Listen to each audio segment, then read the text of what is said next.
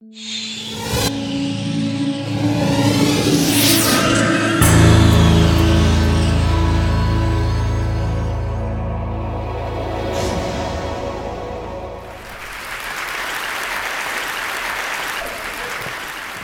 I'll start with this. A couple of years ago, an event planner called me because I was going to do a speaking event. And she called and she said, I'm really struggling with how to write about you on the little flyer. And I thought, well, what's the struggle? And she said, well, I saw you speak, and I'm going to call you a researcher, I think, but I'm afraid if I call you a researcher, no one will come because they'll think you're boring and irrelevant. And I was like, okay. And she said, but the thing I liked about your talk is, you're a storyteller, so I think what I'll do is just call you a storyteller. And of course, the academic, insecure part of me was like, you're going to call me a what? And she said, I'm going to call you a storyteller. And I was like, oh, why not Magic Pixie? I was like, let me think about this for a second. And so I tried to call deep on my courage, and I thought, I am a storyteller. I'm a qualitative researcher. I collect stories. That's what I do. And maybe stories are just data with a soul, and maybe I'm just a storyteller. So I said, you know what? Why don't you just say I'm a researcher storyteller? And she went, there's no such thing. So I'm a researcher storyteller. And I'm going to talk to you today. We're talking about expanding perception. And so I want to talk to you and tell some stories about a piece of my research that fundamentally expanded my perception and really actually changed the way that I live and love and work and parent. And this is where my story starts. When I was a young researcher, doctoral student, my first year I had a research professor who said to us, here's the thing, if you cannot measure it, it does not exist. And I thought he was just sweet-talking me. I was like, really? And he's like, absolutely. So you have to understand that I have a bachelor's in social work, a master's in social work, and I was getting my PhD in social work. So my entire academic career was surrounded by people who kind of believed in the life's messy, love it, and I'm more the life's messy, clean it up, organize it, and put it into a bento box. And so to think that I had found my way, to found a career that takes me, really one of the big sayings in social work is lean into the discomfort of the work. And I'm like, knock discomfort upside the head and move it over and get all A's. That was my mantra. So I was very excited about this. And so I thought, you know what? This is the career for me because I am interested in some messy topics, but I want to be able to make them not messy. I want to understand them. I want to hack into these things that I know are important and lay the code out for everyone to see. So where I started was with connection, because by the time you're a social worker for 10 years, what you realize is that connection is why we're here. It's what gives purpose and meaning to our lives. This is what it's all about. It doesn't matter whether you talk to people who work in social justice and mental health and abuse and neglect. What we know is that connection, the ability to feel connected, is neurobiologically, that's how we're wired, it's why we're here. So I thought, you know what, I'm going to start with connection. Well, you know that situation where you get an evaluation from your boss and she tells you 37 things that you do really awesome and one thing that you can't, an opportunity for growth. And all you can think about is that opportunity for growth, right? Well, apparently this is the way my work went as well, because when you ask people about love, they tell you about heartbreak. When you ask people about belonging, they'll tell you their most excruciating experiences of being excluded. And when you ask people about connection, the stories they told me were about disconnection.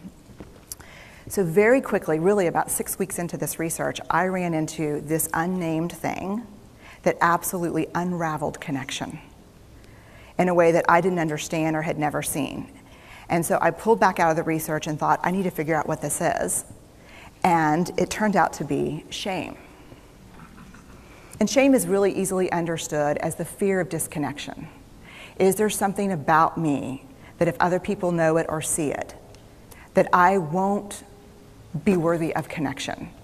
The things I can tell you about it, it's universal. We all have it. The only people who don't experience shame have no capacity for human empathy or connection. No one wants to talk about it, and the less you talk about it, the more you have it. What underpinned this shame, this I'm not good enough, which we all know that feeling, I'm not blank enough, I'm not thin enough, rich enough, beautiful enough, smart enough, promoted enough. The thing that underpinned this was excruciating vulnerability. This idea of, in order for connection to happen, we have to allow ourselves to be seen, really seen. And you know how I feel about vulnerability. I hate vulnerability. And so I thought, this is my chance to beat it back with my measuring stick. I'm going in, I'm gonna figure this stuff out, I'm gonna spend a year, I'm gonna totally deconstruct shame, I'm gonna understand how vulnerability works, and I'm gonna outsmart it. So I was ready, and I was really excited. As you know, it's not gonna turn out well. You know this. So I could tell you a lot about shame, but I'd have to borrow everyone else's time.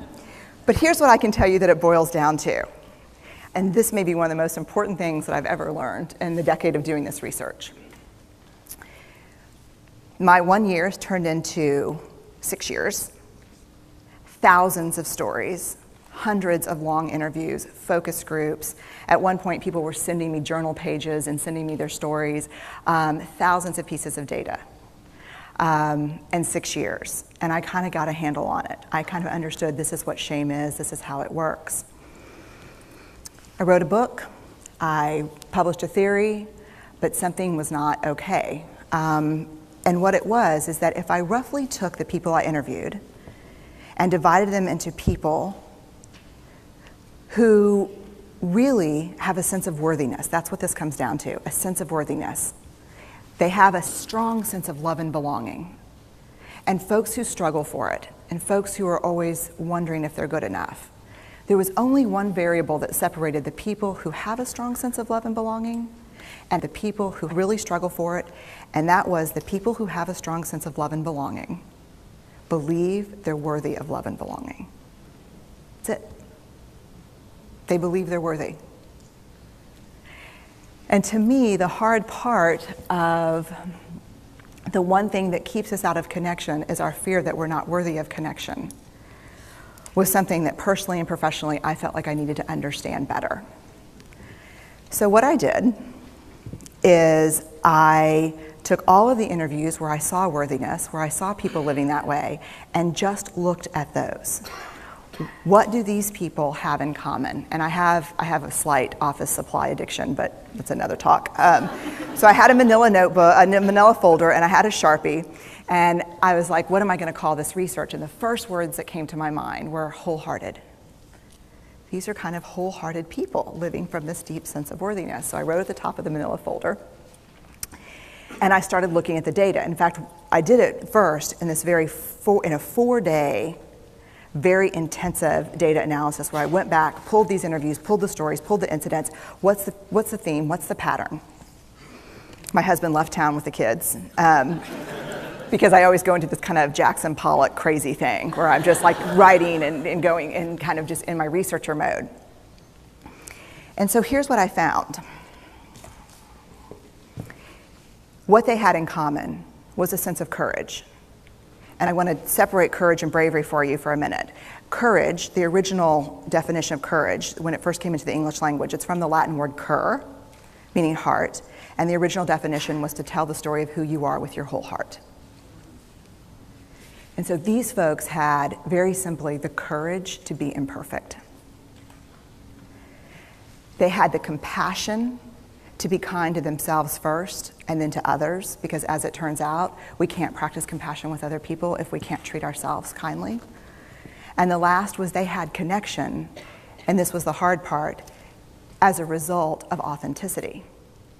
They were willing to let go of who they thought they should be in order to be who they were, which is, you have to absolutely do that for connection. The other thing that they had in common was this. They fully embraced vulnerability. They believed that what made them vulnerable made them beautiful. They didn't talk about vulnerability being comfortable, nor did they really talk about it being excruciating, as I had heard earlier in the shame interviewing. They just talked about it being necessary.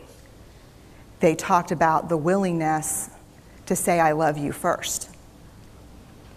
The willingness to do something where there are no guarantees. The willingness to breathe through waiting for the doctor to call after your mammogram. The willing to invest in a relationship that may or may not work out. They thought this was fundamental. I personally thought it was betrayal. I could not believe I had pledged allegiance to research, where our job, the definition of research is to control and predict, to study phenomenon for the explicit reason to control and predict. And now my mission to control and predict had turned up the answer that the way to live is with vulnerability and to stop controlling and predicting. This led to a little breakdown, which actually looked more like this. And it did. It led to I call it a breakdown, my therapist calls it a spiritual awakening. Spiritual awakening sounds better than breakdown, but I assure you it was a breakdown. And I had to put my data away and go find a therapist. Let me tell you something. You know who you are when you call your friends and say, I think I need to see somebody. Do you have any recommendations? Because about 5 of my friends are like, woo, I wouldn't want to be your therapist. And I was like, what does that mean? And they're like, oh, I'm just saying, don't bring your measuring stick. It's like, okay. So I found a therapist. My first meeting with her, Diana, I brought in my list of the way the wholehearted live. And I sat down, and she said, how are you? And I said, I'm great, I'm okay. And she said, what's going on? And I said, and this is a therapist who sees therapists, because we have to go to those because their BS meters are good. And so I said, here's the thing, I'm struggling. And she said, what's the struggle? And I said, well, I have a vulnerability issue, and I know that vulnerability is kind of the core of shame and fear and our struggle for worthiness, but it appears that it's also the birthplace of joy, of creativity, of belonging, of love, and I think I have a problem, and I need some help. And I said, but here's the thing, no family stuff, no childhood shit, I just need some strategies.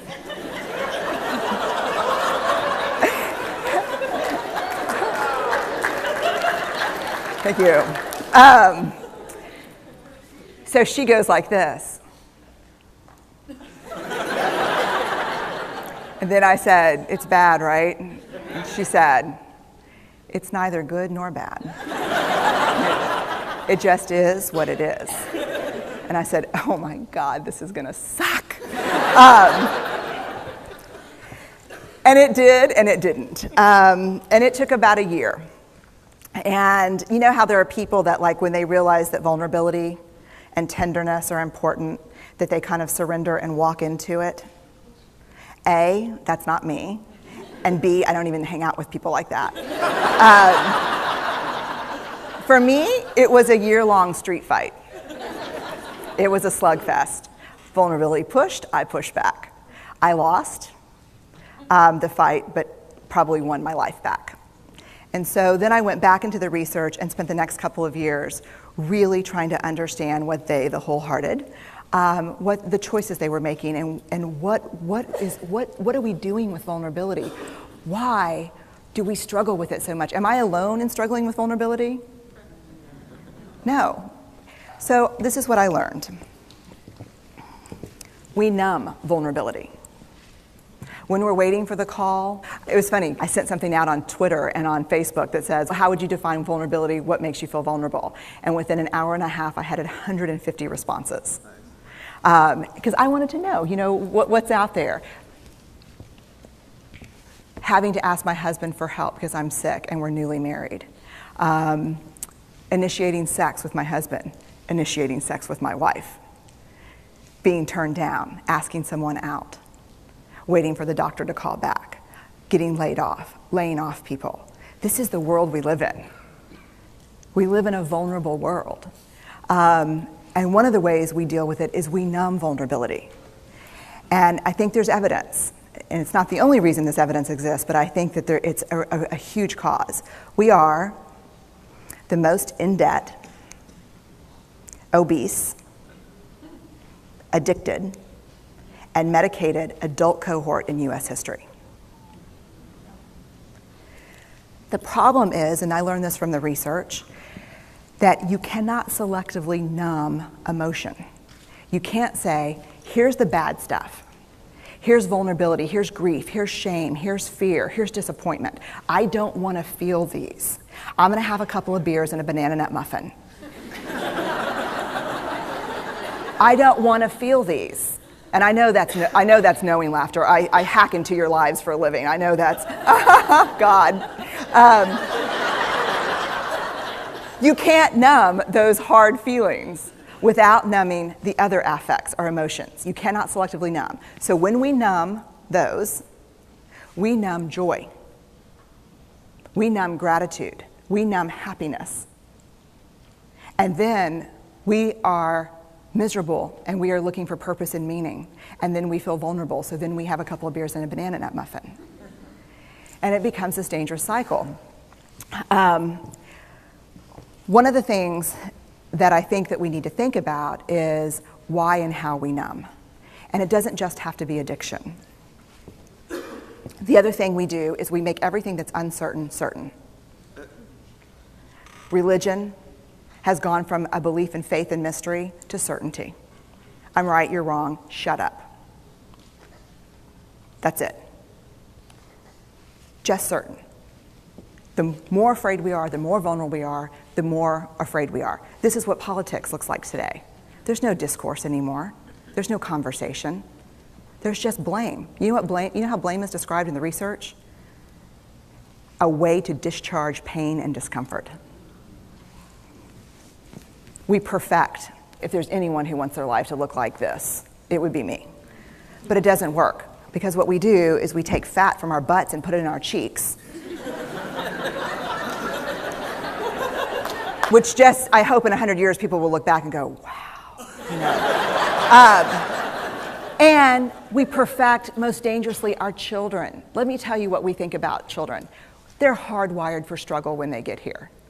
When you hold those perfect little babies in your hand, our job is not to say, look at her, she's perfect. My job is just to keep her perfect, make sure she makes the tennis team by 5th grade and Yale by 7th grade. That's not our job. Our job is to look and say, you know what? You're imperfect and you're wired for struggle, but you are worthy of love and belonging. That's our job.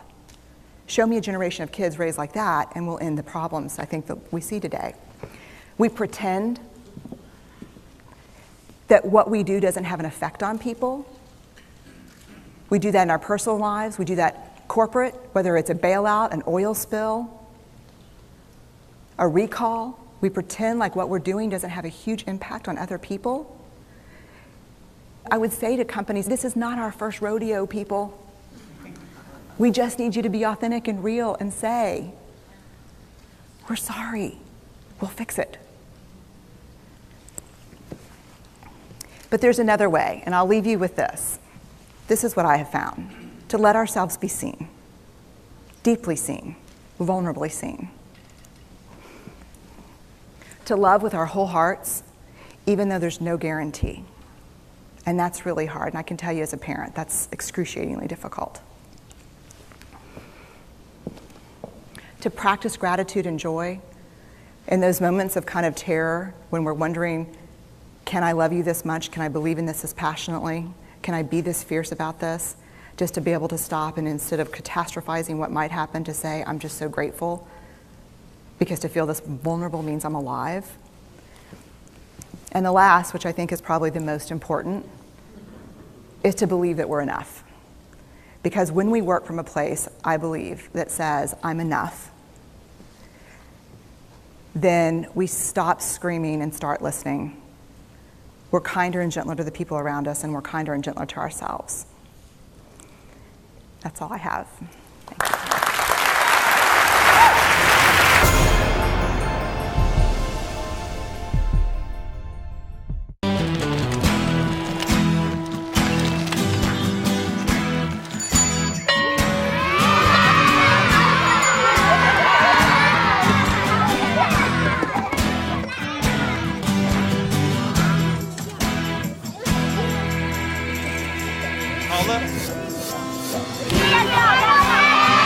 Sharing. That's video on the Human Network. Siska, welcome to the Human Network.